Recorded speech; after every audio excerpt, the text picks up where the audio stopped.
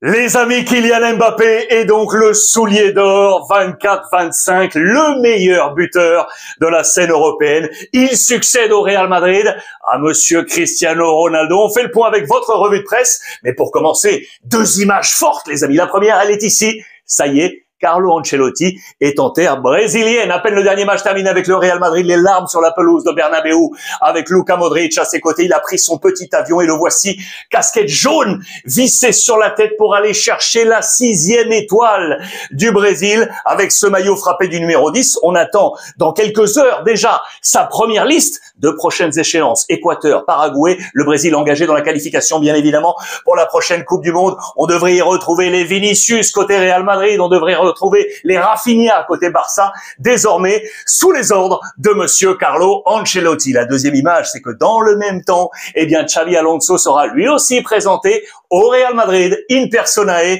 Il est arrivé, ça y est, dans la capitale espagnole.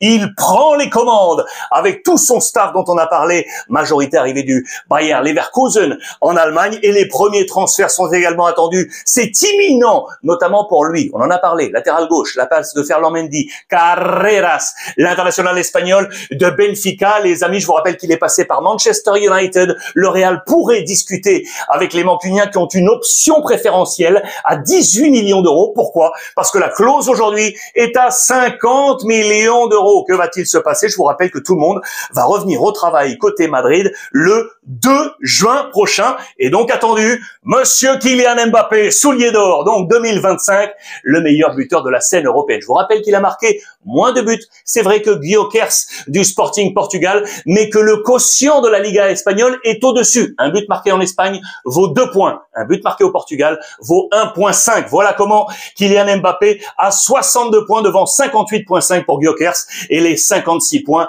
de Mo Salah. Les amis, il était ce week-end du côté de Monaco pour le Grand Prix. 31 buts marqués en Liga pour le Pichichi, on va y revenir. Mo Salah en a mis 29 en Première Ligue. Toute compétition confondue. 43 buts pour Kylian Mbappé avec le maillot du Real Madrid en 56 matchs disputés. Je vous l'ai dit, il succède au Real Madrid au soulier d'or, à Cristiano Ronaldo. 3 Madrilènes sont donc aujourd'hui avec ce soulier d'or. Le premier, c'était Hugo Sanchez, le Mexicain, 89-90. Cristiano Ronaldo à 3 reprises, ici, ici et ici. Et donc Kylian Mbappé qui rentre dans ce cercle très fermé. Il est le 14e Pichichi Real Madrid de la Liga espagnole. Ils sont là les 13 prédécesseurs avec Benzema qui était là, avec Cristiano Ronaldo à 3 reprises, Van Nistelrooy, Ronaldo, Raúl, Zamorano, Butragueño, Hugo Sanchez, Juanito, Amancio, Puskas, Di Stefano et Païnho.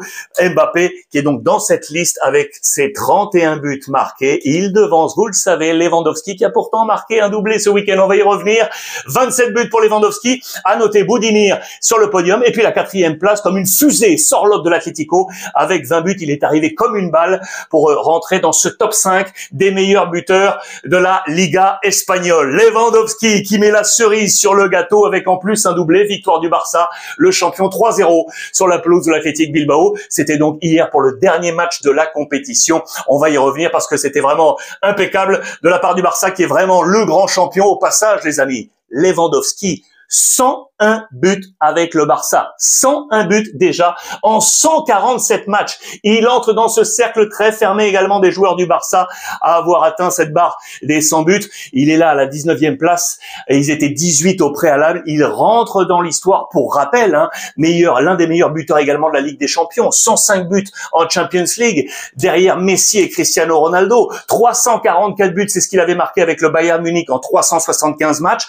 103 buts, c'est ce qu'il avait marqué avec le Borussia Dortmund en 187 matchs. Le maître artilleur pour permettre, vous le savez, au Barça d'être sacré champion avec 4 points d'avance sur le Real Madrid. Il a obtenu la note, vous le voyez, de 8 sur 10 dans les colonnes de Sport, le quotidien catalan. Regardez, je vous laisse jeter un coup d'œil d'ailleurs sur l'ensemble de ces notes. À noter le 8 sur 10 également pour Lamine Yamal. À noter le 7, on va y revenir, sur Iñaki Peña qui faisait très certainement ses adieux avec le club catalan. 8 sur 10 également pour Cubarsí. Et puis 8 sur 10, les amis, pour Hansi Flick, qui a été élu meilleur entraîneur de l'année. Là aussi, avec un nombre de points, vous le voyez, le trophée Miguel Muñoz. Pour le père Hansi Flick, regardez le nombre de points pris sur la deuxième partie, sur les matchs retour. 50 points pris, c'est absolument considérable pour le Barça, qui égale son record 2009-2010, 2014-2015. Et donc, pour la troisième fois, on atteint ces 50 points sur la deuxième partie de tableau. Au passage, les amis, que fait son prédécesseur? J'ouvre cette petite parenthèse rapide. Regardez Xavi.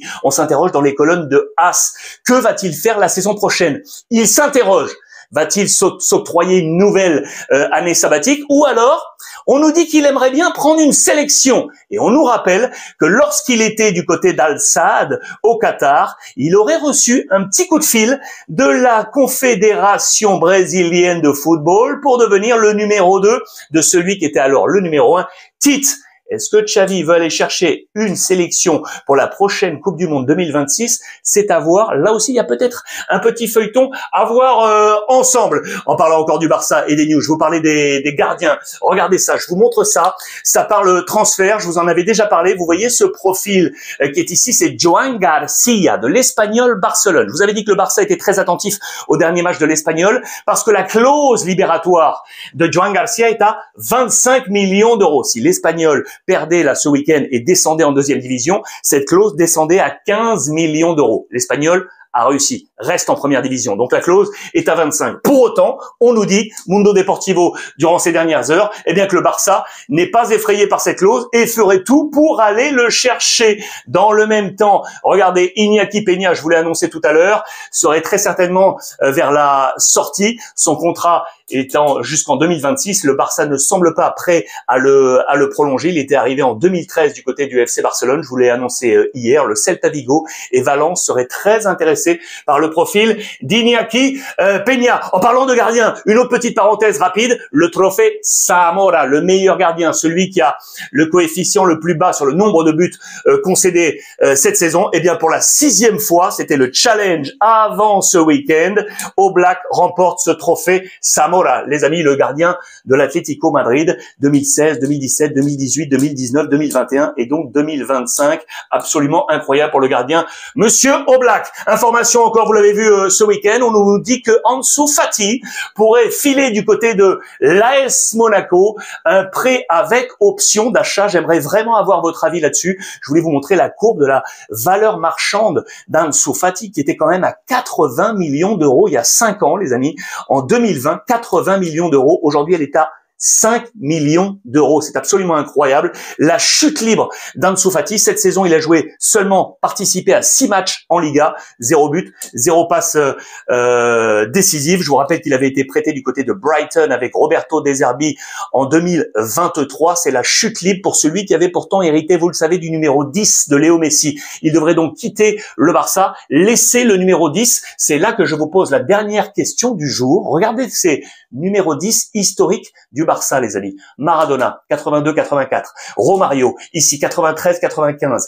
Rivaldo, 2000-2002. Riquelme, 2002-2003. Ronaldinho, bien entendu, 2003-2008. Léo Messi, 2008-2021. Ansu Fati, 2021-2025. Pour vous, est-ce que le numéro 10 sera Lamine Yamal? Yamal va-t-il inscrire son nom au cœur de ce cercle magique de numéro 10 du Barça? J'attends vos éléments de réponse. Voilà les amis, pour ce point en ce lundi. Passez une belle semaine. Je vais vous lire comme d'habitude avec énormément de gourmandise et n'oubliez pas, profitez des vôtres.